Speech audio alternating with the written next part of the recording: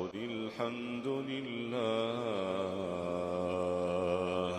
قل الحمد لله وسلام على عباده الذين اصطفى الله خير أما يشركون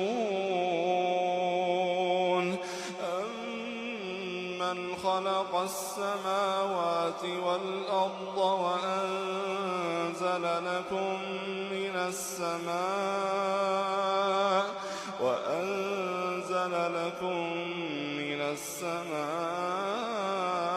ماء